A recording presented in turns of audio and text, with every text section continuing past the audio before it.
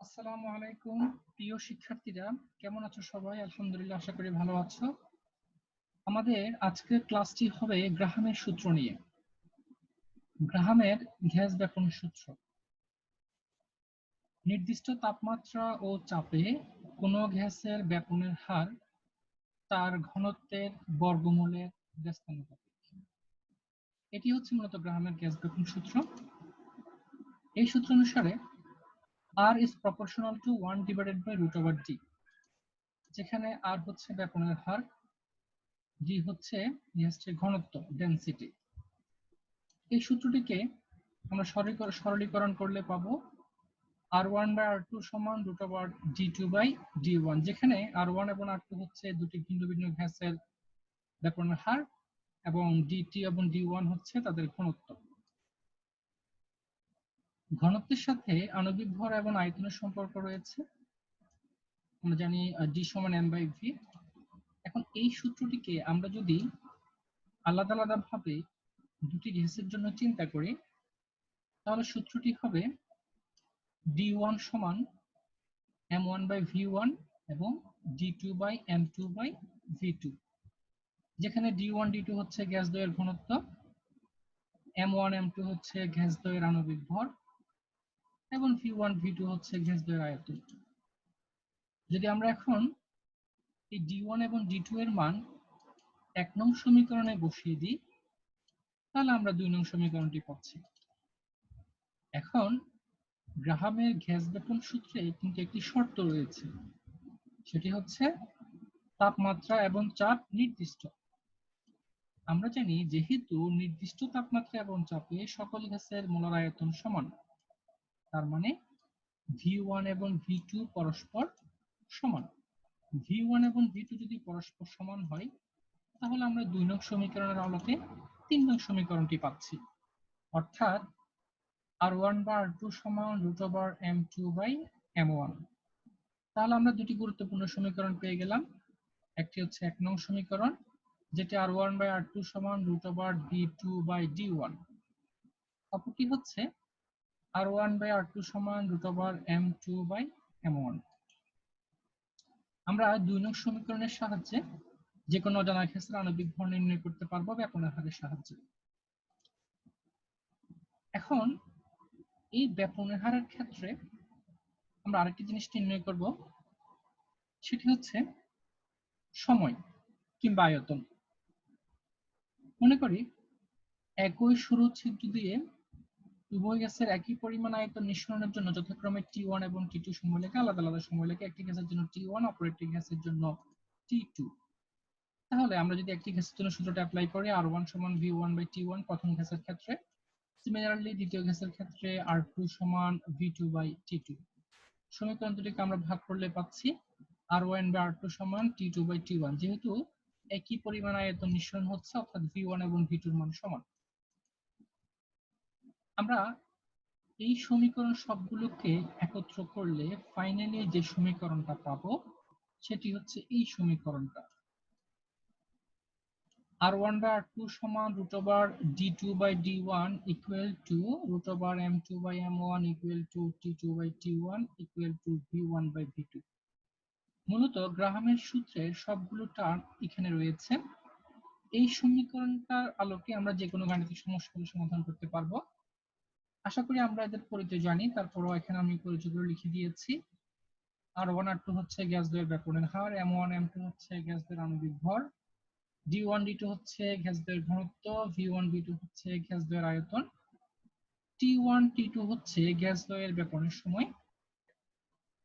আবার আয়তনের সাথে আমরা একটা সম্পর্ক জানি, আয়তন সমান ক্ষেত্রফল ইনটু দূরত্ব, V equal to A into L। এই সূত্রটি মূলত লাগবে দূরত্ব নির্ণয়ের ক্ষেত্রে। V সমান A ইনটু L দূরত্ব নির্ণয়ের ক্ষেত্রে আমরা এই সূত্রটা ব্যবহার করব। এছাড়া অনেক ক্ষেত্রে প্রশ্নে আণবিক ভর নির্ণয়ের মাধ্যমে ব্যাপনের হারের কম্পেয়ার করতে হবে, কোন গ্যাসটির ব্যাপনের হার কম অথবা কোন গ্যাসটির ব্যাপনের হার বেশি। তাহলে আমাদেরকে আণবিক ভর নির্ণয় করতে হলে আণবিক ভরের যে সমীকরণটি রয়েছে 3 নং সমীকরণ, আমরা এই সূত্রের আলোকে আণবিক ভর নির্ণয় করব। PV equal to WRT divided by M। এখানে P হচ্ছে গ্যাসটির চাপ, ভি হচ্ছে আয়তন, ডব্লিউ হচ্ছে কি পরিমাণ গ্যাস প্রশ্ন দেওয়া আছে সে গ্রাম এককে পরিমাণ, আর হচ্ছে মোলার গ্যাস ধ্রুবক, আমরা আর এর মান বসাবো 0.082 লিটার এটিএম পার মোল পার কেলভিন। টি হচ্ছে তাপমাত্রা, তাপমাত্রা কেলভিন এককে বসবে, এম হচ্ছে উক্ত গ্যাসটির আণবিক ভর। আমরা এই সূত্রের সাহায্যে যে কোনো অজানা গ্যাসের আণবিক ভর নির্ণয় করতে পারবো। আবার কিছু কিছু প্রশ্নে আমাদেরকে ঘনত্ব নির্ণয়ের মাধ্যমেও ব্যাপনের হার নির্ণয় করতে হবে। আর ঘনত্ব নির্ণয় করতে হলে আমরা এই 4 নম্বর সমীকরণটির মাধ্যমে নির্ণয় করব। D equal to W divided by V। W হচ্ছে কি পরিমাণ গ্যাস দেওয়া আছে সেই প্রদত্ত ভর, V হচ্ছে গ্যাসটির আয়তন। এখানে একটা বিষয় খেয়াল রাখবে যে আমরা 3 এবং 4 নম্বর সমীকরণে যে দুটি কথা বলছি, 3 নম্বর সমীকরণে আণবিক ভর, 4 নম্বর সমীকরণে গ্যাসের ঘনত্ব। খেয়াল করবে ব্যাপনের হারের সমীকরণে আণবিক ভর এবং ঘনত্ব দুটি টার্মে কিন্তু রয়েছে, তাহলে আমরা ইচ্ছে মতো যে কোনো একটি ব্যবহার করতে পারবো না। তোমরা খেয়াল রাখবে যে প্রশ্নে যদি তাপমাত্রা এবং চাপ উভয়টি যদি স্থির থাকে, দুইটি যদি স্থির থাকে অথবা এদের উল্লেখ না থাকে, এবং প্রশ্ন যদি ভর এবং আয়তন দেয়া থাকে, সেক্ষেত্রে আমরা 4 নম্বর সমীকরণটা ব্যবহার করব, V সমান W বাই V।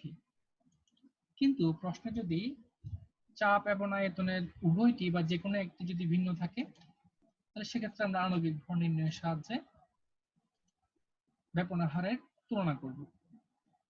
তো সমাধানের নিয়ম হিসেবে আমি 3টি পয়েন্ট উল্লেখ করেছি। 1 নম্বর পয়েন্ট হচ্ছে যে প্রশ্নে চাপ ও আয়তনের যে কোনো একটি বা উভয়টি ভিন্ন থাকলে আণবিক ভর নির্ণয় করে ব্যাপনের হারের তুলনা করতে হবে 1 নং সমীকরণের সাহায্যে। অর্থাৎ সেক্ষেত্রে আমরা সূত্র বসাবো R1 বাই R2 সমান √M2 বাই M1। এই M1 M2 এই দুটি মান আমরা 3 নম্বর সমীকরণের আলোকে নির্ণয় করে নিব। নির্ণয় করে নিয়ে আমরা 1 নং সমীকরণের এখানে বসাবো R1 বাই R2 সমান √M2 বাই M1। দ্বিতীয় পয়েন্ট, যদি চাপ ও আয়তন একই থাকে বা প্রশ্নে উল্লেখ না থাকে, তাহলে চাপ এবং আয়তনের কোনো ভূমিকা থাকবে না। সেক্ষেত্রে ভর এবং আয়তন প্রশ্নে দেওয়া থাকতে পারে। ভর এবং আয়তন যদি প্রশ্নে দেওয়া থাকে, তাহলে আমরা এই 4 নম্বর যে সমীকরণটি রয়েছে ভর ডিভাইড বাই আয়তন, এই সূত্রের আলোকে আমরা ডি নির্ণয় করব, অর্থাৎ ঘনত্ব। ঘনত্ব নির্ণয় করে আমরা 1 নম্বর সমীকরণের এখানে বসাবো R1 বাই R2 সমান √D2 বাই D1। তাহলে ঘনত্ব নির্ণয় করলে সেক্ষেত্রে আমরা আণবিক ভরের সমীকরণে আসবো না, আমরা প্রথম দুটো টার্ম থেকে নির্ণয় করে ফেলতে পারবো R1 বাই R2 সমান √D2 by D1। 3 number point, এই পয়েন্টটি ইম্পর্টেন্ট, এটার আলোকে গত বছর প্রশ্ন এসেছে যে গ্যাসদ্বয়ের অতিক্রান্ত দূরত্ব বের করতে হলে 2 নং সমীকরণ এবং 1 নং সমীকরণের সাহায্যে দূরত্ব নির্ণয় করতে হবে। অর্থাৎ 2 নং যে সমীকরণটি রয়েছে R equal to V by T, এই V সমান হচ্ছে ক্ষেত্রফল ইনটু আয়তন, ক্ষেত্রফল ইনটু দূরত্ব। আমাদেরকে একটা কাচ নল দিয়ে দিবে, সেই কাচ নলের ক্ষেত্রফলকে আমরা স্বাভাবিকভাবে এই ধরবো সুষম প্রস্থচ্ছেদের ক্ষেত্রফলে, এবং যে গ্যাসগুলো ব্যাপিত হবে যে কাচ নলের মধ্য দিয়ে, সেই কাচ নলের দূরত্ব আমরা L ধরবো। এই সমীকরণের সাহায্যে আমরা অতিক্রান্ত দূরত্ব নির্ণয় করতে পারবো। এই হচ্ছে মোটামুটি যে গ্রাহামের গ্যাস ব্যাপন সূত্রের আলোকে বিভিন্ন সৃজনশীলগুলো সমাধান করতে আমাদের এই জিনিসগুলো ব্যবহৃত হবে। এবার আমি কয়েকটা গাণিতিক সমস্যা বলে নিয়ে আলোচনা করি তোমাদের সাথে। 1 নং প্রশ্নটি, মিথেন ও সালফার ডাইঅক্সাইড গ্যাসের ব্যাপন প্রক্রিয়ার হারে তুলনা করো। অর্থাৎ এই দুইটা গ্যাসের মধ্যে কার ব্যাপনের হার বেশি কিংবা কার ব্যাপনের হার কম, এই জিনিসটি তুলনা করতে বলা হয়েছে। তোমরা জানো যে যে গ্যাসের আণবিক ভর বেশি হয় তার ব্যাপনের হার কম হয়। হ্যাঁ, কথাটি সত্য, কিন্তু এক্ষেত্রে আমরা সূত্রের সাহায্যে করব। মনে করো CH4 আণবিক ভরকে M1 ধরলাম, তাহলে মিথেন আণবিক ভর 16, M1 এর মান 16। SO2 এর আণবিক ভরকে আমরা M2 ধরলাম, SO2 এর আণবিক ভর 64, তাহলে M2 এর মান 64। তো ব্যাপন প্রক্রিয়ার তুলনা যেহেতু করতে বলা হয়েছে, তাহলে আমরা এখানে বসাবো R1 বাই R2 সমান √M2 বাই M1। এখানে মানগুলো বসিয়ে দিলে আমরা R1 R2 এর একটা অনুপাত পেয়ে যাব। নাম্বার 2, একটি সচ্ছিদ্র দেয়ালের মধ্য দিয়ে 20 DM cube sulphur dioxide gas 60 second সময়ে ব্যাপিত হলে একই শর্তে 30 সেকেন্ড সময়ে কত আয়তনের O2 গ্যাস ব্যাপিত হবে? এখানে খেয়াল করো, এখানে অনেকগুলো মান উল্লেখ আছে। 20 ডিএম কিউব, তার মানে প্রশ্ন আয়তন দেওয়া আছে, দ্যাট মিন্স ভি এর মান, এবং প্রশ্নের সময়ের উল্লেখ আছে 60 সেকেন্ড, দ্যাট মিন্স টি এর মান। তাহলে প্রশ্নে ভি আছে, প্রশ্নে টি আছে। যেহেতু ভি এবং টি রয়েছে, তাহলে আমরা এই সমীকরণে বসাবো R equal to V divided by T. আমরা প্রথম যে গ্যাসটি রয়েছে সালফার ডাইঅক্সাইড, এই গ্যাসের ক্ষেত্রে আমরা R1 সমান বসাবো V1 বাই T1। দ্বিতীয় যে গ্যাসটি রয়েছে অক্সিজেন, সেটির ক্ষেত্রে আমরা একই সূত্র বসাবো R2 সমান V2 বাই T2। R1 নির্ণয় করার পরে, আচ্ছা এখানে অক্সিজেন গ্যাসের ক্ষেত্রে যেহেতু আয়তন নেই, সেহেতু আমরা অক্সিজেনের ক্ষেত্রে V2টা লিখে দিব, V2 থেকে যাবে, কোনো মান বসবে না। প্রথম গ্যাসটা সালফার ডাইঅক্সাইড, তাহলে এই গ্যাসটির অবশ্যই আণবিক ভর ফিক্সড, এটাকে আমরা M1 ধরতে পারি। M1SO2 এর আণবিক ভর হচ্ছে 64, তাহলে M1 এর মান 64। অপর গ্যাসটি অক্সিজেন, এটাকে আমরা M2 ধরতে পারি, অক্সিজেন আণবিক ভর হচ্ছে 32। তাহলে আমরা প্রথমে R1 R2 এর সম্পর্ক পেয়ে গেলাম, আবার আমরা প্রশ্নের মাধ্যমে M1 এবং M2 এর মান জেনে গেলাম। তাহলে আমরা এবার R এবং M এর যে সম্পর্ক রয়েছে সেখানে বসিয়ে দিব। R1 বাই R2 সমান √M2 বাই M1।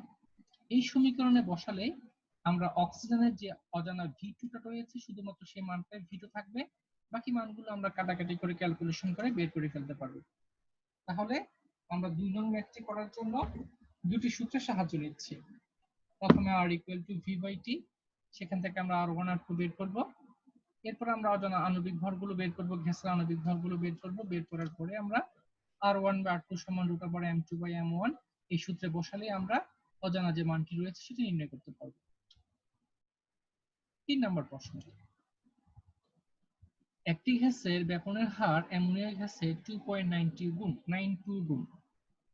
গ্যাসটির আণবিক ভর নির্ণয় করো। তাহলে এখানে একটা গ্যাস অজানা আর একটা গ্যাস হচ্ছে অ্যামোনিয়া গ্যাস জানা গ্যাস। তো অজানা যে গ্যাসটির ব্যাপনের হার বলা হয়েছে সেটি অ্যামোনিয়ার 2.92 গুণ। তার মানে অ্যামোনিয়ার ভর, অ্যামোনিয়ার ব্যাপনের হার যা হবে, ওই গ্যাসটির আণবিক ভর তার থেকে 2.92 গুণ বেশি হবে। তাহলে অজানা গ্যাসের ব্যাপনের হার যদি R1 হয় এবং অ্যামোনিয়া গ্যাসের ব্যাপনের হার যদি R2 হয়, তাহলে প্রশ্ন মতে R1 সমান 2.92 R2, অর্থাৎ অজানা গ্যাসের ব্যাপনের হার অ্যামোনিয়া গ্যাস অপেক্ষা 2.92 গুণ অপেক্ষা বেশি।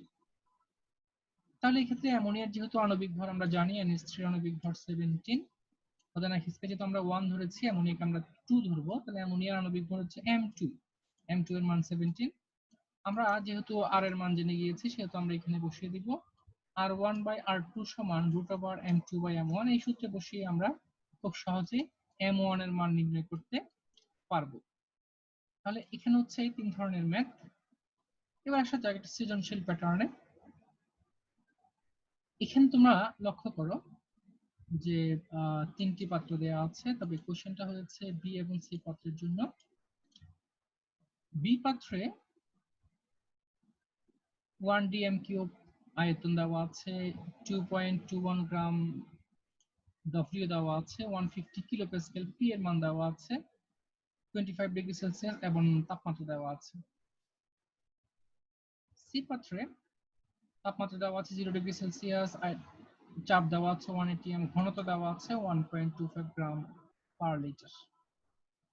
তাহলে খেয়াল করো, আমরা এখানে কিন্তু তাপমাত্রা ভিন্ন ভিন্ন, তাহলে আমাদের আণবিক ভরের প্রয়োজন আছে। আণবিক ভর নির্ণয়ের জন্য ঘনত্ব এবং আণবিক ভর আরেকটি সম্পর্ক রয়েছে, সেটি হচ্ছে 5 নং সূত্রটি, D equal to PM divided by RT। D equal to PM divided by RT। C পাত্রে যেহেতু ঘনত্ব দেওয়া আছে, তাহলে সি পাত্রের এখান থেকে আমরা সহজে M নির্ণয় করতে পারবো D সমান PM by RT সমীকরণের সাহায্যে। আবার বি পাত্রে যেহেতু তাপমাত্রা, চাপ, আয়তন দেওয়া আছে, ভর দেওয়া আছে, সেহেতু আমরা বি পাত্রের আণবিক ভর নির্ণয় করব 3 নং সমীকরণের সাহায্যে PV WRT/m। তাহলে খেয়াল করো আমরা উভয় ক্ষেত্রে কিন্তু একই জিনিস বের করছি, আণবিক ভর, কিন্তু প্রশ্নের মান অনুযায়ী ভিন্ন ভিন্ন সূত্রের মাধ্যমে। আমরা বি পাত্রের জন্য PV WRT/m থেকে আণবিক ভর নির্ণয় করব এবং সি পাত্রের জন্য D PM/RT সমীকরণ থেকে আমরা m এর মান নির্ণয় করব। উভয় জায়গায় আমরা m এর মান নির্ণয় করে R1/R2 সমান √m2/m1 এই সূত্রে বসিয়ে দিলে আমরা ব্যাপনের হার নির্ণয় করতে পারবো এবং সেখান থেকে বুঝতে পারবো যে পি এবং সি এর মধ্যে কোনটির ব্যাপনের হার বেশি এবং কম। আমরা এবার আরেকটি সৃজনশীলের দিকে লক্ষ্য করি। এখানে একটি কাঁচ নল রয়েছে, মনে করো এর এক প্রান্তে রয়েছে অ্যামোনিয়া গ্যাস এবং অপর প্রান্তে রয়েছে হাইড্রোক্লোরিক অ্যাসিড। মনে করো এটি এ প্রান্ত, এটি বি প্রান্ত। এই কাঁচ নলটির মধ্যবর্তী দূরত্ব হচ্ছে 25 সেন্টিমিটার, এ থেকে বি এর মধ্যবর্তী দূরত্ব। এখন প্রশ্ন হচ্ছে যে উভয় গ্যাস যদি এই কাঁচ নলের মধ্য দিয়ে ব্যাপিত হয় তাহলে এরা মধ্যবর্তী কত দূরত্ব জায়গায় এসে মিলিত হবে। যে এই কোশ্চেনটা পরীক্ষায় আসে 3 নম্বরের জন্য, উদ্দীপকের গ্যাসদ্বয় পরস্পর কত দূরত্বে মিলিত হবে। তাহলে আমাদেরকে দূরত্ব বের করতে হবে। দূরত্ব বের করার জন্য আমরা জানি আমরা এই সমীকরণটা ব্যবহার করব, আয়তন V = A × L। তাহলে এই কাঁচ নলটার আমরা একটি প্রস্থচ্ছেদ ক্ষেত্রফল নির্ণয় করতে পারি। মনে করো এই কাঁচ নলটির ক্ষেত্রফল হচ্ছে A। এখন যদি অ্যামোনিয়া গ্যাস যদি এ প্রান্ত হতে বি প্রান্তের পর্যন্ত যেতে মনে করো টি সময়ে L সেন্টিমিটার দূরত্ব অতিক্রম করলো, তাহলে এ থেকে বি এর দূরত্ব যদি L হয় তাহলে বি থেকে এ এর দূরত্ব বাকি অংশটুকু হবে অবশ্যই 25 - L, যেহেতু টোটাল দূরত্ব 25। এখন কাঁচ নলটির ক্ষেত্রফল যেহেতু আমরা এ ধরেছি, তাহলে এ প্রান্তের ক্ষেত্রে মানে অ্যামোনিয়ার ক্ষেত্রে আয়তন হবে V1 = L × A। এবং অপর যে প্রান্ত রয়েছে হাইড্রোক্লোরিক অ্যাসিড বি প্রান্তের ক্ষেত্রে, সেক্ষেত্রে আয়তন হবে V2 = A × 25 - L। তাহলে আমরা উভয় প্রান্তের ক্ষেত্রে আয়তন নির্ণয় করলাম। এখন এ এবং এ ও বি এই দুটি গ্যাসের ব্যাপনের হারকে আমরা মনে করো আর এ এবং আর বি দ্বারা প্রকাশ করলাম, অথবা এগুলোকে R1 R2 দ্বারা প্রকাশ করতে পারবে, কোনো সমস্যা নেই। আমরা জানি R = V/T, যেহেতু প্রথম আয়তন হচ্ছে V1, তাহলে আমরা এখানে R A = V1/T। V1 এর মানটি বসালাম LA/T। অনুরূপভাবে HCl যে গ্যাসটি রয়েছে সেক্ষেত্রে RB = V2/T। V2 এর মান হচ্ছে A × 25 - L, মানটি বসালাম। এখন আমরা R1 R2 অর্থাৎ RA RB এর মান পেয়ে গেছি। যেহেতু গ্যাস দ্বয় আমাদের জানা গ্যাস, একটি হচ্ছে অ্যামোনিয়া, অপরটি হচ্ছে HCl। অ্যামোনিয়া গ্যাসের আণবিক ভর আমরা জানি M1 = 17 এবং অপর যে গ্যাসটি রয়েছে HCl তার আণবিক ভর M2 = 36.5। তাহলে আমরা M1 M2 পেয়ে গেলাম, এদিক থেকে আমরা RA RB অর্থাৎ R1 R2 পেয়ে গেলাম। এখন আমরা সরাসরি সূত্রে বসিয়ে দিব যে আমরা জানি R1/R2 = √M2/M1 অর্থাৎ RA/RB = √M2/M1। M1 এবং M2 মান আমরা বসাবো, R1 R2 মান বসাবো। বসালে এখান থেকে L এ অংশগুলো কাটা যাবে, টি অংশগুলো কাটা যাবে। কাটা গেলে এখান থেকে আমরা খুব সহজে L এর মান অর্থাৎ কত দূরত্বে গ্যাস দ্বয় পরস্পর মিলিত হবে আমরা সেই মানটি খুব সহজে নির্ণয় করতে পারবো। তো প্রিয় শিক্ষার্থীরা, এ হচ্ছে মোটামুটি গ্রাহামের গ্যাস ব্যাপন সূত্রের আলোকে বিভিন্ন সৃজনশীল সমাধানের টিপস গুলো। তোমরা অবশ্যই ম্যাথগুলো প্র্যাকটিস করবে এবং আমি তোমাদেরকে পরবর্তীতে আরো কিছু সৃজনশীল মার্ক করে দিব বইয়ের আলোকে, যেগুলো পরীক্ষায় প্রায় আসে। এবং মনে রাখবে যে আণবিক ভর নির্ণয়ের ক্ষেত্রে আণবিক ভর নির্ণয়ের এই ম্যাথগুলো অর্থাৎ গ্রাহামের সূত্রের এই ম্যাথগুলো কিন্তু পরীক্ষায় প্রায় আসে, 4 নম্বরের জন্য পরীক্ষাগুলো আসে। তোমাদের যদি কোনো প্রশ্ন থাকে সেটা অবশ্যই আমাকে কমেন্টস জানাতে পারবে অথবা আমাকে ইনবক্সে জানাতে পারবে। এই হচ্ছে আমাদের আজকের ক্লাস। আশা করি তোমরা বুঝছো। ভালো থাকবে সবাই। ধন্যবাদ সবাইকে।